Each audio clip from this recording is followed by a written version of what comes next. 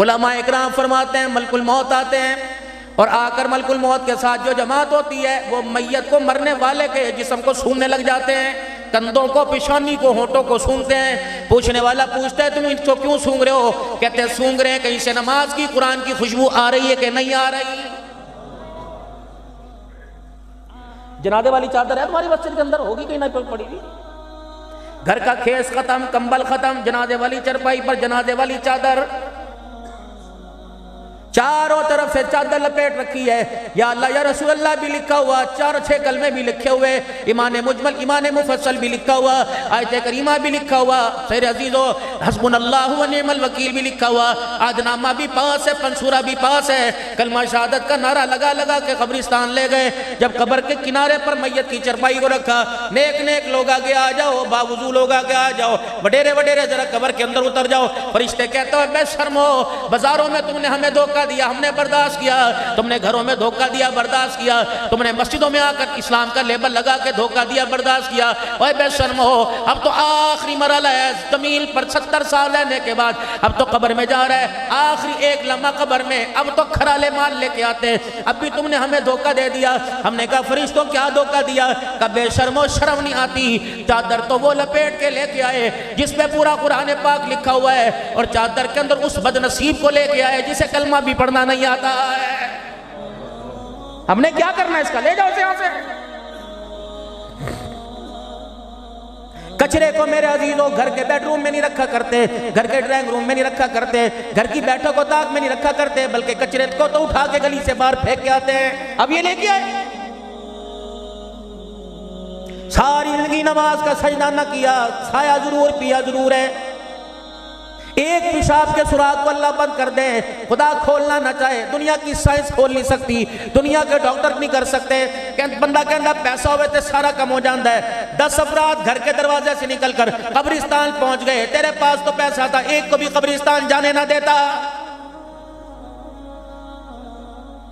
پیسہ ہے تو سب کچھ ہو جاتا ہے۔ 20 سال ہو گئے، کوئی در نہ چھوڑا، کوئی گھر نہ چھوڑا، کوئی مولوی صاحب نہ چھوڑے، کوئی پیر صاحب نہ چھوڑے۔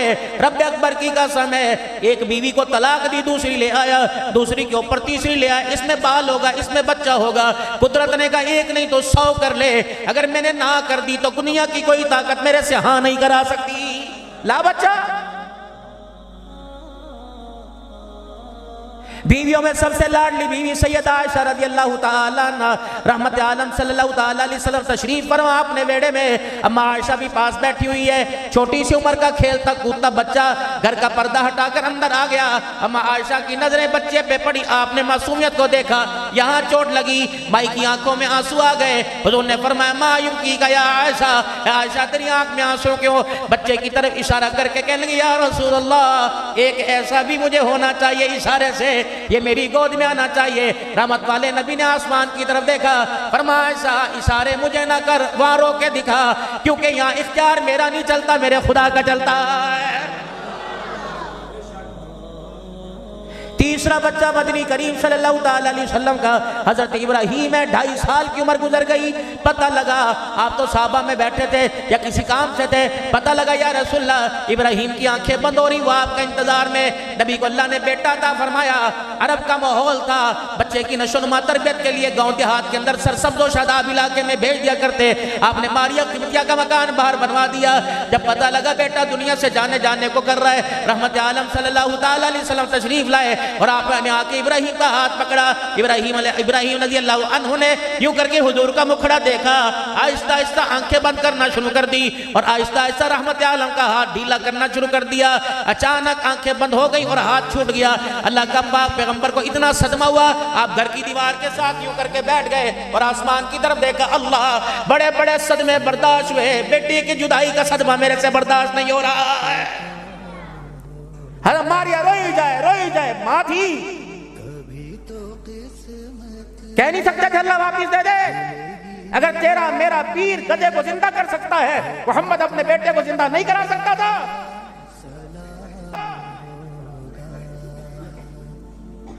پتا تھا میری امت پہ یہ وقت آئے گا، میری امت کے لال، میری امت کے چھوٹے چھوٹے بچے، میری امت کے لوگوں کے چھوٹے چھوٹے بچے پیدا ہوتے ہی چلے جائیں گے، وہ صبر کر کے دکھاؤں جو میری امت کے لیے نصیحت بنے گا۔ گزرا میرا نبی. اے عائشہ جی جی اگر جنت میں میرے ساتھ چاہتی ہے تو میں ایک مکان میں رہیں, 3 باتوں کا خیال کریو. پہلی بات عائشہ, دنیا کا توشہ اتنا رکھیو, دنیا کا سامان اتنا رکھیو جتنا ایک مسافر کا سامان ہوتا ہے. پھر آپ نے بات فرمائی عائشہ اگر جنت میں میرا ساتھ چاہتی ہے تو مالداروں سے دور رہنا.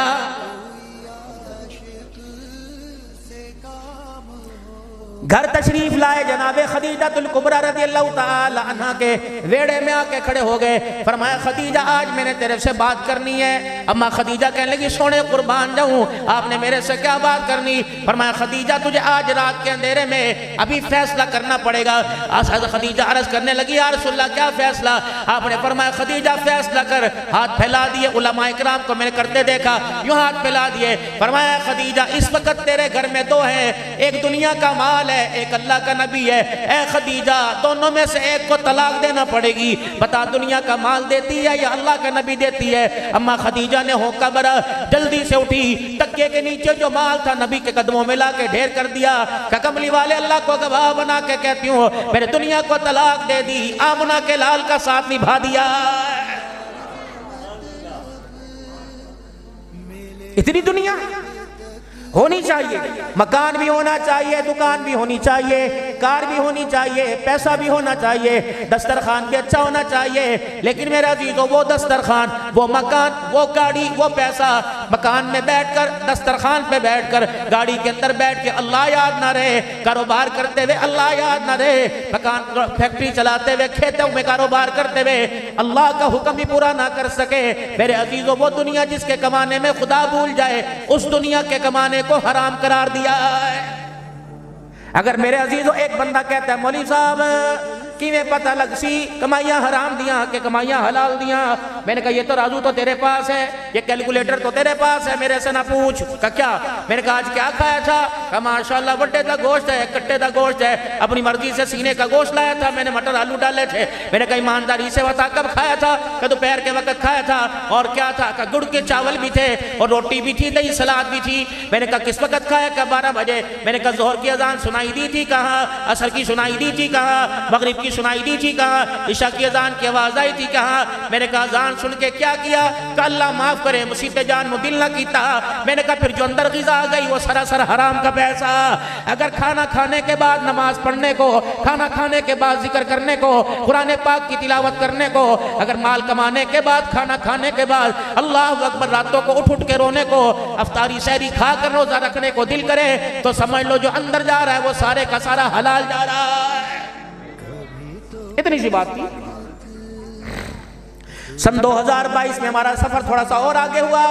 ملک شام میں باب السلام قبرستان میں 3 اللہ کے ولیوں کی قبر پہ اکٹھے حاضری ہوئی. سب سے اوپر والی منزل پہ حضرت معروف کرخی رحمت اللہ تعالی علیہ, نیچے والی منزل پہ حضرت جنید بغدادی اور سری سختی رحمت اللہ تعالی علیہ, یہ دونوں خالو بھانجے ہیں. اللہ اکبر. اوپر ان کا پیر معروف کرخی رحمت اللہ علیہ سو رہا ہے. اب جنید بغدادی سامنے حضرت بہلول دانا کا دربار ہے, وہاں بھی الحمدللہ حاضری دے کے آیا.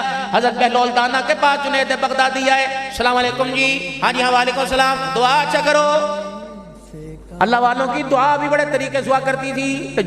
بہلول کوئی عام آدمی تھا, مجذوبانہ زندگی. صبح صبح کا وقت ہے, گلی میں سے گزرے, بازار میں سے گزرے, کس نے کہہ دیا بہلول مٹھائی کھائے گا؟ حلوائی صاحب نے کہہ دیا کہ کھوا دے. 2 دانے کھا دے کہ اللہ تیرا شکر ہے. آگے گئے, روڈ پہ کیچڑ تھا, گارا تھا. حضرت بہلول اللہ کی محبت میں, اللہ کے دھیان میں جا رہے تھے. آپ کا پاؤں اس گارے میں لگا, چھینٹے اڑے. روڈ کے اوپر ایک لڑکا لڑکی عاشق معشوق بیٹھے تھے, لڑکی کے کپڑوں پہ گرا. عاشق نے دیکھا اوے او بڈھے او انیا, انا تنو نظر نہیں آیا. آگے بڑا زور سے منہ پر تھپڑ بہلول کے منہ پہ مار دیا کہ الحمدللہ. کھا کر اللہ کی نعمت الحمدللہ, مار کھائی تکلیف الحمدللہ. تھوڑی دیر کے بعد پیچھے سے چیخوں کی آواز آئی. ایک لڑکی وہ آگے بڑھی, بہلول میرے کپڑے خراب ہوئے تیرے چھینٹوں سے, لیکن کوئی بات نہیں. اللہ اکبر, میرا بندہ میرا عاشق ہے, اگر اسے غصہ آ گیا تو ایک آدھی مار دی تو نے بددعائی ایسی دی کہ اس کا ہاتھ ہی ختم ہو گیا, بستر پہ چرپائی زمین پہ لیٹ گیا.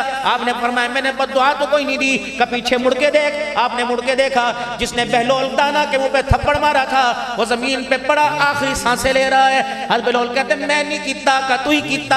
آپ نے فرمایا اللہ دیسو میں نہیں کیتا کہ تو ہی کیتا. کہا ہاں اچھا پوچھ کے بتاتا ہوں. ہاں پوچھ کے بتاتا ہوں یہ کیا ہوا.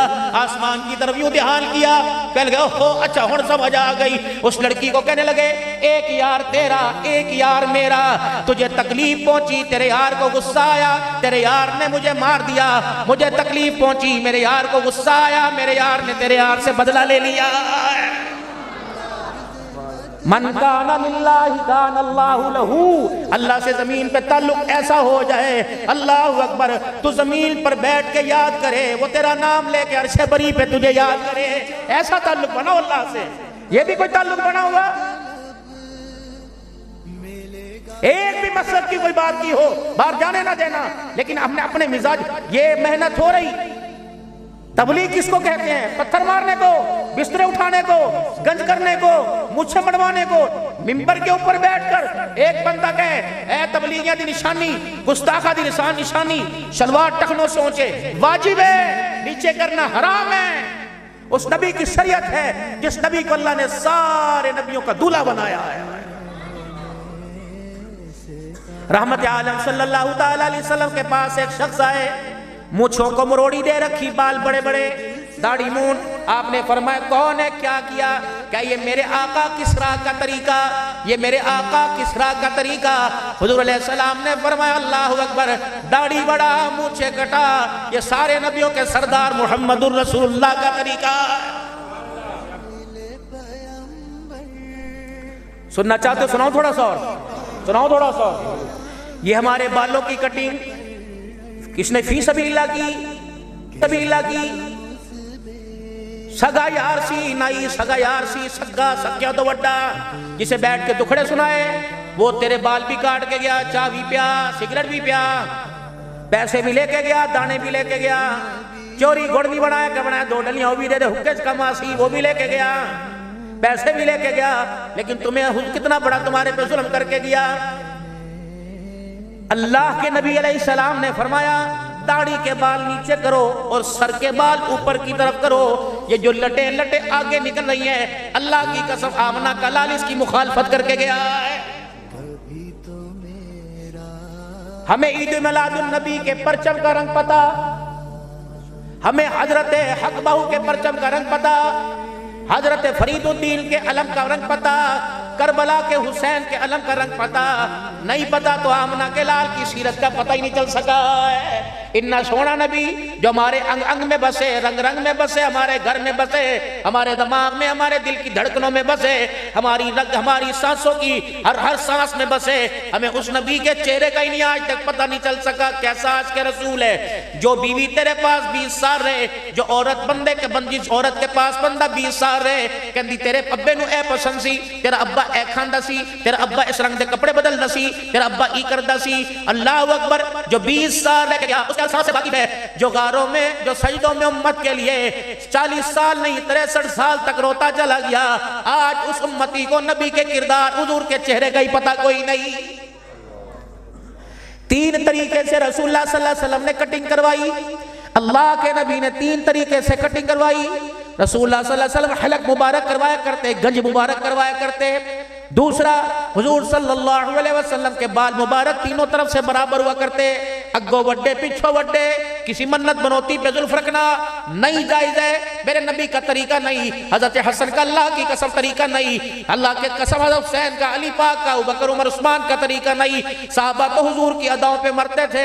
اللہ اکبر. عبداللہ بن مسعود رضی اللہ تعالیٰ عنہ حج کے سفر سے واپس آ رہے ہیں, آپ نے اپنی سواری کو روکا, آپ نے اپنی سواری کو روکا, پانی کا برتن لیا اور سواری سے دور دور چلے گئے. آپ کا خادم سمجھا پیشاب کرنے کے لیے گئے. جب واپس آئے تو پانی کا برتن بھرا تھا اور آنکھوں سے آنسوں کی برسات چل رہی تھی. کسی نے کہا اے نبی, عبداللہ بن مسعود رضی اللہ تعالیٰ عنہ کہاں گئے تھے؟ فرمائے ایک مرتبہ حج کے سفر سے واپس آ رہا تھا, میرے ساتھ اللہ کے نبی بھی ساتھ تھے. پاک پیغمبر یہاں رکا اور یہاں سے برتن اٹھا, وہاں قضائے حاجت کر کے آیا.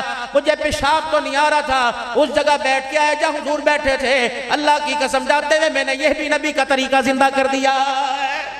حضرت علی رضی اللہ تعالیٰ سواری پر سوار ہیں, آپ نے یوں تلوار نیام سے نکالی, ہوا میں یوں زمین پہ گرا دی, پھر اپنی سواری آگے سے موڑ کے لائے, آپ اترے، آپ نے تلوار اٹھائی اور تلوار اٹھا کے صاف کیا، اپنی نیام میں ڈال لی اور سواری پہ بیٹھ کے چلنے لگے۔ آپ کا غلام کہنے لگا مولا یہ کیا ہے؟ فرمایا خدا کی قسم میں نے وہ کیا جو میں نے آمنہ کے لال کو اپنی آنکھوں سے کرتے دیکھا۔ صحابہ تو داؤں پہ مرتے تھے۔ یہ طریقے صحابہ کے صدقے تو ہمیں ملے، ہماری اماں بیٹھی تھی وہاں پہ۔ 3 طریقے سے آپ کے بال اوپر کی طرف ہوا کرتے، درمیان میں مانگ نکل جایا کرتی، یا آپ کی زلفیں مبارک کانوں کی لو تک یا کندھوں تک، یا آپ حلق مبارک گنج مبارک کروایا کرتے۔ باقی یہ فوجی کٹ، یہ بیبی کٹ، یہ تیرا طریقہ آمنہ کے لال کا طریقہ نہیں۔ داڑھی مبارک، اور میرے بزرگوں شادی بھی ہو گئی، بچے بھی ہو گئے، پوتے دوتروں والے ہو گئے، اب بھی حضور کی سنت کے خلاف کیوں کرتے ہو؟ تینوں طرف سے توجہ، تینوں طرف سے، او میرے جوانوں، تینوں طرف سے، یہ تینوں طرف سے، سجی طرف سے ایک مٹھی، کھبی طرف سے ایک مٹھی، نیچے والے حصے سے ایک مٹھی، یہ واجب ہے، واجب ہے، شرط ہے داڑھی کی، واجب ہے۔ زیادہ رکھنے پہ تقوی ہے، کٹانے پہ فتویٰ ہے۔ بعض صحابہ اکرام ایک مٹھی سے نیچے داڑھی کٹوا لیا کرتے، لیکن ایک مٹھی داڑھی رکھنا واجب ہے۔ حضور علیہ السلام کی سواری معراج کی رات میرے عزیزو جب عرش مولا سے اوپر جانے لگی، حاملین عرش 8 ہیں، 8 جنہوں نے اللہ کے عرش کے ستونوں کو پکڑ رکھا ہے۔ الذین یحملون العرش ومن حولہ ویسبحون بحمد ربہم ویستغفرون للذین آمنوا۔ 24واں پارہ، 8 فرشتے، ہر فرشتے نے اللہ کے ستون کو پکڑ رکھا ہے۔ کرتے کیا ہے؟ اللہ کی تسبیح بیان کرتے ہیں، اور کیا کرتے ہیں؟ حضور کی امت زمین پر گناہ کرتی ہے، وہ ہمارے گناہ پر آسمانوں پر اللہ سے توبہ کرتے ہیں اور کہتے ہیں اللہ انہیں معاف فرما دے، ان کے ماں باپ کو معاف فرما دے، ان کی اولاد کو معاف فرما۔ ایک بڑی دعا کرتے ہیں اللہ انہیں جہنم سے بچا اور جنت الفردوس میں داخل فرما دے۔ یہ حاملین عرش کی دعا ہے۔ جب حضور کی سواری وہاں سے گزری، آپ کی داڑھی کو کھلتا دیکھ کر 8 حاملین عرش نے، فرشتوں نے کہا سبحانک، حضور کی طرف اشارہ کیا، سبحانک، کتنی پاک ذات ہے جس ذات نے اس کے چہرے پر داڑھی جیسی خوبصورت چیز کو سجا دیا۔ یہ میرے نبی کی سنت سمجھ کے رکھے۔ اللہ کہیں سے نبی کی زلف مبارک یا داڑھی مبارک کا بال مل جائے، اس پر فدا ہوتے ہو، تصویر بھی مل جائے، چوم چوم کے تھک جاتے ہو، اور وہی سنت کو خدا چہرے پر سجائے، تمہیں منڈواتے ہوئے تو ہاتھ کیوں نہیں کانپتے؟ ہو چلو پیچھے آؤ۔ عائشہ رضی اللہ تعالی عنہ، موضوع ٹھیک ہے کوئی اور شروع کر دیں ہے جی؟ سیدہ عائشہ رضی اللہ تعالی عنہ، پنجابی دی تقریر دے پیسے کچھ اور نے، میں بھی تو سنبھل کے بول رہا ہوں بھائی، اللہ برکت دے۔ اگر جنت میں میرا ساتھ چاہتی ہے مالداروں سے ذرا دور رہنا۔ تیجی گل، عائشہ جی اگر جنت میں میرا ساتھ چاہتی ہے تو کوشش کرنا تن سے کپڑا اس وقت تک اترنے نہ دینا جب تک تیرا کپڑا پیمد لگنے کے قابل نہ ہو جائے۔ حضرت عروہ رضی اللہ تعالیٰ عنہ جو بھانجے سیدہ عائشہ کے، فرمایا میں ایک محفل چ ویکھیا کہ میری خالہ ونڈی جاندی ہے صدقے خیرات دیندی جاندی ہے۔ میں اپنے خالہ دے ہتھاں ویکھیا، ایک محفل چ کھڑی ہو کے میری خالہ نے 70,000 دینار صدقہ کر دیتے۔ میں کہ انی وڈی رئیسہ، انی وڈی دولت مند، میں اینک نظر چاہی 70,000 صدقہ کرنے والی کے۔ جب میں نے کپڑوں کو دیکھا میری خالہ کے کپڑوں پہ 13 پیمند لگے ہوئے تھے۔ اللہ اکبر، جب 70,000 دینار صدقہ کر دیے تو کنیز آئی خادم آئی، آکھن لگی جی اماں جی 2-4 روپے چا دیو۔ اماں فرمان لگیاں کی کرنے نے؟ کہ اماں جی تھانوں نہیں پتا جی تھاڈا تے میرا روزہ ہے، افطاری دا سامان لے آواں۔ اماں فرمان لگیاں کھجورا پانی لے آ، اللہ دی قسم میں تے سارے پیسے دے دیتے، اب تو میرے پاس افطاری کے لیے دسترخوان کا روپیہ بھی نہیں بچا ہے۔ کون ماں؟ سیدہ عائشہ رضی اللہ تعالیٰ عنہ فرماتی ہوں لوگوں جب سے حضور کے گھر میں دلہن بن کے آئی، اللہ کی عزت کی قسم میں نے کبھی مسلسل نہیں دیکھا کہ 3 دن آمنہ کے لال نے کھانا کھایا ہو۔ وجہ یہ نہیں کہ آپ میرے عزیزوں پرہیز کیا کرتے ہیں، آپ فرماتی ہوتا ہی نہیں تھا، کھاتے کہاں سے؟ آپ فرماتی اللہ کا نبی سارے دن میں 1 مرتبہ روٹی کھاتے، 1 مرتبہ کھانا کھاتے۔ اماں دوسری مرتبہ کیوں نہ کھاتے؟ فرمایا دوسرے وقت کا کھانا نہ ہوتا، 1 وقت کا کھانا کھاتے، دوسرے وقت میں کھجور کا دانہ کھا کے پانی پی کے گزارا کر لیا کرتے تھے۔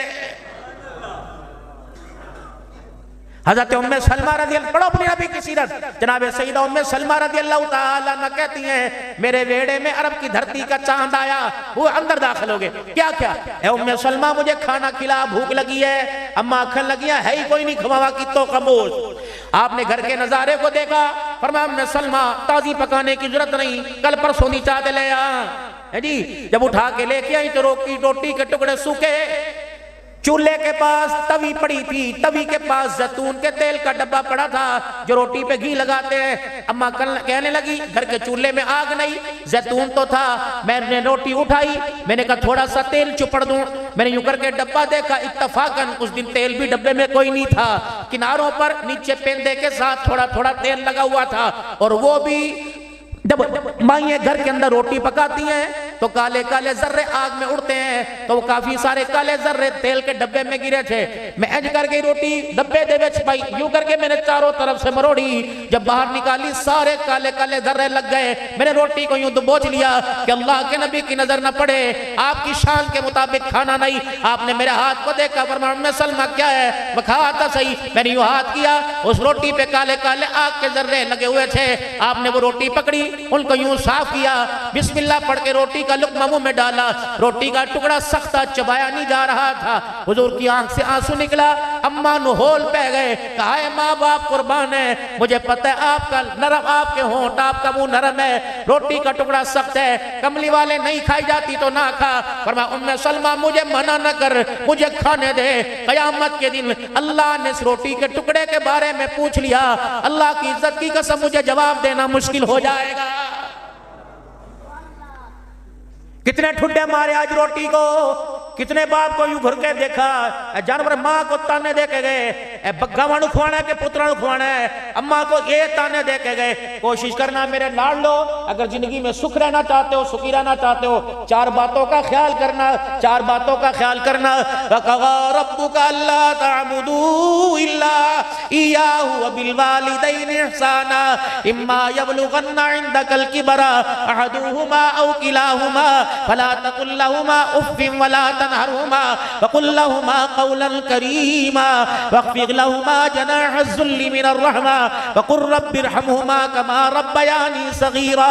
چار باتوں کا خیال کریو، ماں سے ہم کلام ہوتے ہوئے، باپ کا سامنا کرتے ہوئے، چار باتوں کا خیال کریو، چار باتوں کا خیال کریو۔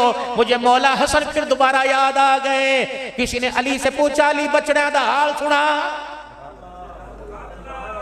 آپ نے نہیں فرمایا دو بیمار نے دو صحت مند نے، آپ نے نہیں فرمایا ماں نہاندی پئی ہے، بچہ دا حال سنا، آپ نے نہیں فرمایا ایک بی اے کر رہا ہے، ایک قرآن کی تفسیر پڑھ رہا ہے۔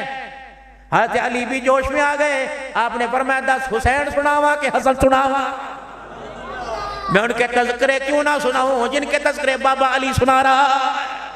اڑی سبحان اللہ گھٹ تے میری تقریر بھی ختم، اور اچھا بولو ذرا، چلو آدھا گھنٹہ اور اضافی صحیح۔ فرمایا بتاؤ حسن کا سناؤں کہ حسین کا؟ بندہ بھی بڑا سیانا تھا، اس نے سمجھا حسین کو تو دنیا جانے گی، حسن کو کوئی پہچانے گا نہیں۔ کہنے لگے مولا حضرت علی سے کہا حسن کا سناؤ، اور سنان لگے تیرے پتر دا تیرے نال سلوک کیے، میرا بیٹا حسن آج تک میرے بیٹے نے میرے کبھی سامنے کھڑے ہو کے نہیں دیکھا، میرا بیٹا حسن جب میرا بیٹا بات کرتا ہے تو مجھے یوں نہیں دیکھتا بلکہ نظریں جھکا کے کھڑا ہوتا ہے، میرا پتر آج تک میری جاتے بیٹھا کوئی نہیں، اگر میں گھر نہ بھی ہوں وہاں میرا منجا خالی ہوئے تے میرا پتر میری جگہ تے پھر بھی آکے نہیں بیندہ۔ آپ نے فرمایا دسترخوان سب کا اکٹھا بچتا ہے، جب تک فاطمہ میں روٹی کا ٹکڑا توڑ کر سالن میں ڈبو کر منہ میں نہ ڈال لے میرا بچہ چنگیر کو ہاتھ ہی نہیں لگاتا۔ پھر حضرت علی کی آنکھوں میں آنسو آ گئے، رونے لگے۔ کیا ہوا؟ کہ میں تجھے اپنے حسن کی کیا بتاؤں، جس کمرے میں میں بیٹھا ہوتا ہوں میری موجودگی میں جب تک میں بیٹھا رہوں میرا بچہ مکان کی چھت پہ نہیں جاتا، کہیں میرے پیر کا سایہ میرے باپ کے سر کے اوپر نہ آ جائے۔ ان کو تم نے لڑائی کی بنیاد بنایا، ان کو تم نے اے ٹی ایم بنایا، جب چاہے انہیں کیش کرا لیا۔ دھیدے نال ظلم ہوئے بندے یار مولی صاحب کی اجل چھڑ کوئی نہیں کی ہویا کیوں تھا کہ میں تنوں دساں عبدالحنان دی میں کہا چپ کر لے، میں تو ہمدردی کر رہے ہیں صاحب، یہ ہمدردی تھی، نہ گلی چھوڑی نہ بازار چھوڑا۔ یہ ہمدردی تھی. میں تو اللہ کی قسم حسین کے گھرانے کو اتنا پاک مانتا ہوں، میرا دل نہیں چاہتا میرا وضو نہ ہو تو ان کا نام زبان پہ آ جائے.